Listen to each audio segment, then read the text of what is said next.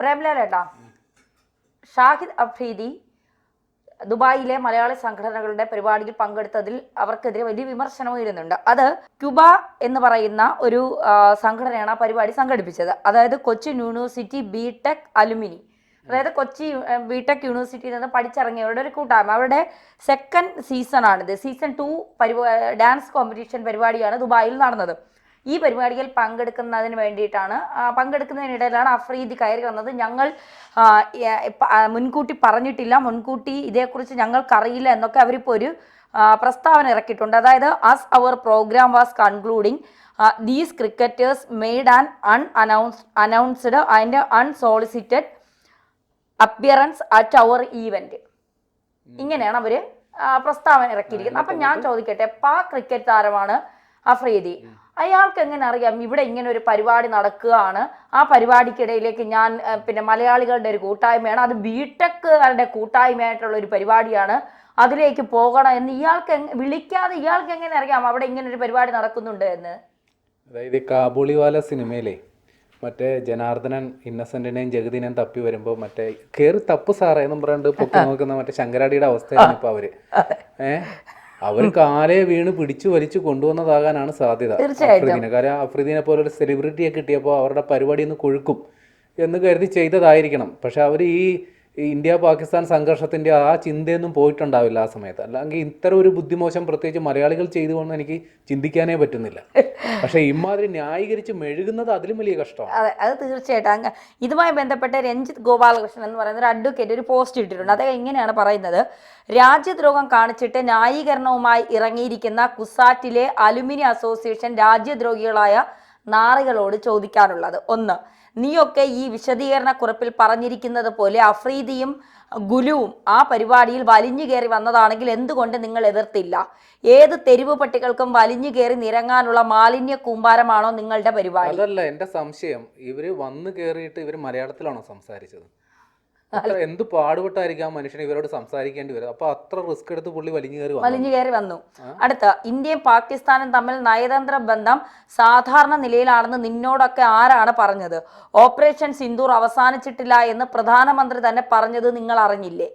പാകിസ്ഥാനെ സഹായിച്ച തുർക്കിയിലേക്കും അസർബൈജാനിലേക്കും വരെ പണം കൊടുത്ത് ബുക്ക് ചെയ്ത ടൂറുകൾ ക്യാൻസൽ ചെയ്ത മനുഷ്യർ ഭാരതീയരായുണ്ട്. അപ്പോൾ പഹൽഗാം ആക്രമണവും തുടർന്നുണ്ടായ സംഭവങ്ങൾക്ക് ശേഷം 2 ആഴ്ച സമയമുണ്ടായിട്ടും പാകിസ്ഥാൻ എംബസി ഹാൾ മാറ്റണമെന്ന ചിന്ത നിങ്ങൾക്ക് എന്തുകൊണ്ട് ഉണ്ടായില്ല?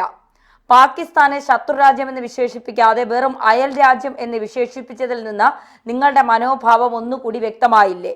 പാകിസ്ഥാനിലെ TV ചാനലുകൾ വരെ നിങ്ങൾക്ക് നൽകിയ ഈ സ്വീകരണം ഇന്ത്യക്കെതിരെ ഉപയോഗിച്ചുകൊണ്ടിരിക്കുകയാണ്. നിങ്ങൾ നൽകിയ ഈ സ്വീകരണം ഇന്ത്യക്കെതിരെ ഉപയോഗിച്ചുകൊണ്ടിരിക്കുകയാണ്.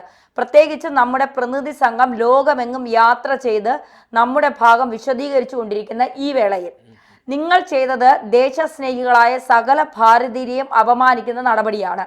രാജ്യമെങ്ങും നിങ്ങൾക്കെതിരെ പ്രതിഷേധം ഇരമ്പുകയാണ്. അന്യ സംസ്ഥാനങ്ങളിൽ ഇതിന്റെ പേരിൽ മലയാളികൾ വിരോധം നേരിട്ട് കൊണ്ടിരിക്കുകയാണ്. അത്രത്തോളം അക്ഷന്തവുമായ അപരാധമാണ് നിങ്ങൾ ചെയ്തത്. അതിനാൽ നിങ്ങളുടെ റിഗ്രറ്റ് അല്ല, അൺകണ്ടീഷണൽ അപ്പോളജിയാണ് നിങ്ങൾ രാജ്യത്തിന് മുന്നിൽ വയ്ക്കേണ്ടത്. ഇതുമായി ബന്ധപ്പെട്ട് വരുന്ന മറ്റ് ചില വാർത്തകൾ എന്ന് പറയുന്നത്, ഇത് സംഘടിപ്പിച്ച മലയാളികളുടെ പാസ്പോർട്ട് റദ്ദാക്കാൻ ഒരു നടപടി IB എടുത്തിരിക്കുന്നു എന്നുള്ള ചില സൂചനകൾ വരുന്നുണ്ട്. സ്വാഭാവികമാണ്. കാര്യം ഇത്തരം ഒരു സംഗതി ഉണ്ടാകുമ്പോൾ ഇന്റലിജൻസ് വൃത്തങ്ങൾ സംബന്ധിച്ച് നിശ്ചിതമായ അന്വേഷണം നടത്തുമെന്നുള്ളത് കൃത്യമാണല്ലോ. കാര്യം ഇത് ഒരിക്കലും ഇവർ പറയുന്നത് പോലെ അവിചാരിതമായി ഇയാൾ വന്ന് കയറും എന്നൊക്കെ ചിന്തിക്കാനേ പറ്റില്ല. കൃത്യമായി ഇയാളുടെ മാനേജരെയോ അല്ലെങ്കിൽ ഇയാളുമായിട്ട് ബന്ധപ്പെട്ടുള്ളവരെയോ കൃത്യമായി കണ്ട് കാല് പിടിച്ച് കൊണ്ടുവന്നതാകാനാണ് സാധ്യത. തീർച്ചയായിട്ടും. പിന്നെ ഒന്നുകൂടിയുണ്ട്, ഈ നമ്മുടെ നാട്ടിൽ ഈ പരീക്ഷയ്ക്കൊക്കെ ജയിക്കുന്നവരുടെ ഫ്ലെക്സുകൾ വെക്കുന്നുണ്ടല്ലോ, ഫുൾ A+. 8 നിലയെ പൊട്ടി ആരുടെയെങ്കിലും ഫ്ലെക്സ് കണ്ടിട്ടുണ്ടോ? ഇല്ലല്ലോ. അങ്ങനെ ഉള്ളവരാരെങ്കിലും അല്ലെ ജീപ്പിൽ പ്രകടനം നടത്തി ഘോഷയാത്രയായിട്ട് പോകുന്ന കണ്ടിട്ടുണ്ടോ? ഇല്ല. അങ്ങനെ നടത്തിയൊരു മഹാനാണ് അഫ്രീദി. അതെ, അയാളെയാണ് നമ്മുടെ മലയാളികൾ ഈ എഴുന്നള്ളിച്ച് കൊണ്ടുവന്നിട്ട് മെഴുകി ന്യായീകരിക്കുന്നത്. ഞങ്ങൾ വിളിച്ചിട്ടല്ല, അയാൾ വെറുതെ കയറി വന്നതാണെന്ന്. പാക് അസോസിയേഷൻ ഹാളിലേക്ക് അവിടെ പരിപാടി നടത്തിയെന്ന് പറയുന്നതേ ആദ്യത്തെ ദുരോഗം. രണ്ടാമത് ഇതുപോലൊരാളെ വിളിച്ചുകൊണ്ട് വന്ന് ഇരുത്തിയിട്ട് പറയുന്ന അയാൾ വലിഞ്ഞു കയറി വന്നതാണ്, ഞങ്ങളിത് ഇനി അത് പറഞ്ഞാൽ വേണമെങ്കിൽ അവന്മാരടുത്ത ഭീകരവാദികളെ വിടും.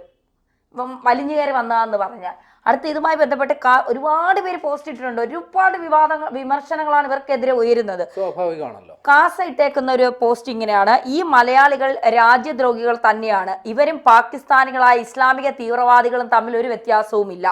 ഓപ്പറേഷൻ സിന്ദൂറിനെ സംബന്ധിച്ചുണ്ടായ പരാജയം മറച്ചുവെക്കാൻ തികച്ചും വാസ്തവ വിരുദ്ധമായ തെറ്റായ പ്രചരണം നടത്തുകയും നമ്മുടെ പട്ടാളത്തെ സർക്കാരിനെയും നിരന്തരം അവഹേളിക്കുകയും വിജയാഹ്ലാദ പ്രകടനമെന്ന കോമാളിത്തരത്തിന് നേതൃത്വം കൊടുക്കുകയും ഒപ്പം ദിവസം 4 നേരവും ഇന്ത്യക്കെതിരെ കുരയ്ക്കുന്ന ഷാഹിദ് അഫ്രീദി എന്ന വർഗീയവാദിയായ ഒരു ശത്രു രാജ്യക്കാരനെ ഭാരതം ഒരു സങ്കീർണമായ ഘട്ടത്തിലൂടെ കടന്നു പോകുമ്പോൾ ക്യൂബ എന്ന ഒരു മലയാളി അസോസിയേഷന്റെ പേരിൽ ഒരു കൂട്ടം മലയാളികൾ ദുബായിൽ വച്ച് ക്ഷണിച്ചു വരുത്തി അനുമോദിച്ചിട്ട് അവരുടെ മനസ്സ് നിഷ്കളങ്കമല്ല. സ്വന്തം സഹോദരിമാരുടെ മാനം കാത്തുസൂക്ഷിക്കുകയും കുടുംബങ്ങൾക്ക് സംരക്ഷണമേകുകയും ചെയ്ത് രാജ്യത്തിന് അഭിമാനമായി മാറിയ നമ്മുടെ സേനയെ അധിക്ഷേപിക്കുകയാണ് വാസ്തവത്തിൽ ഈ മലയാളി അസോസിയേഷൻ ചെയ്തിരിക്കുന്നത്.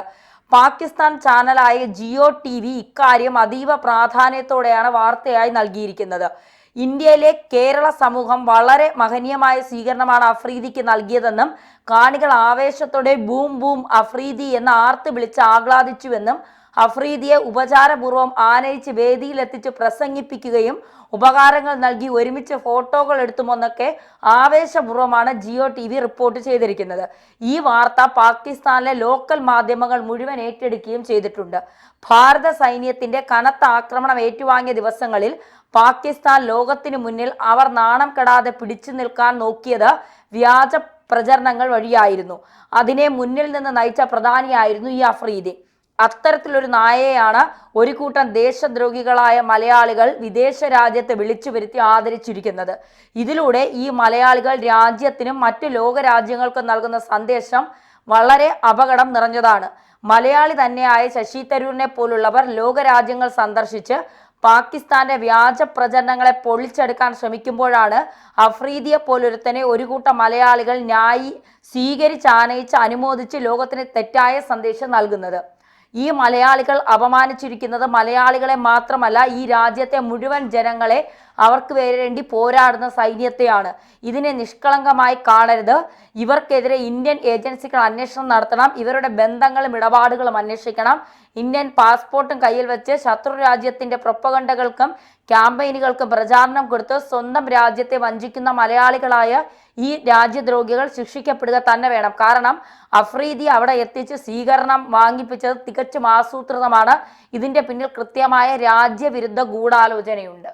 അതായത് ഈ ഷാഹിദ് അഫ്രീദിനെ ഈ ഇത്തരം മണ്ടത്തരങ്ങൾ മാറ്റി നിർത്തിയാൽ, ഒരു ക്രിക്കറ്റ് എന്ന നിലയിൽ എനിക്കും ഇഷ്ടമുള്ള കളിക്കാരനാണ്. കാര്യം നല്ലൊരു വെടിക്കെട്ട് ബാറ്റ്സ്മാനാണ്, നല്ലൊരു സ്പിന്നറാണ്. പക്ഷേ സ്പോർട്സ് അത് ഈ രാജ്യാതിർത്തികൾക്ക് ഭേദിച്ച് സ്പോർട്സിന് എല്ലാവർക്കും ഒരു ഏകതയുണ്ടെന്ന് കരുതുന്ന ഒരാൾ, അങ്ങനെ തന്നെയാണ് വാസ്തവം. പക്ഷേ ഈ ചങ്ങാതി ഇപ്പോൾ ക്രിക്കറ്റൊക്കെ മതിയാക്കിയതിന് ശേഷം ഇന്ത്യ വിരുദ്ധ പ്രസ്താവനകൾ പലവധിയായി നടന്നിട്ടുണ്ട്. എനിക്ക് തോന്നുന്നു ഇദ്ദേഹത്തിന് പലപ്പോഴും ബാറ്റ് കൊണ്ട് പണ്ട് മറുപടി കൊടുത്തിരുന്ന സെവാഗായിരുന്നു. ഈ സെവാഗ് തന്നെ ഇദ്ദേഹത്തിനെതിരെ പലപ്പോഴും ട്വീറ്റ് ചെയ്തിട്ടുണ്ട്.